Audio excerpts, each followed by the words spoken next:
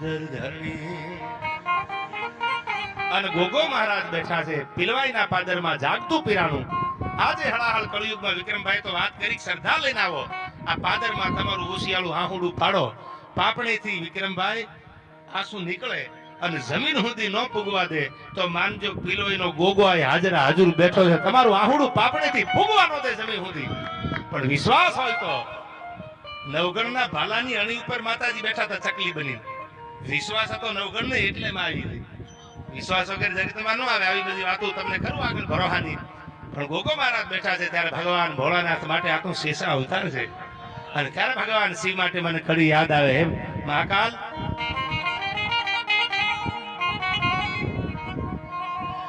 તો નમામિ સમીશાન નિર્વાણ રૂપમ અનવિભુગા પુત્રમ બ્રહ્મ વેદ સ્વરૂપમ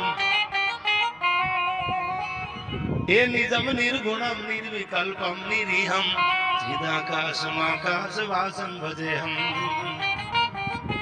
તો નિરાકાર મોકાર મૂલમ તુરીયમ અનગિરાજ્ઞાન ગોતીત મીસમ ગિરીશમ.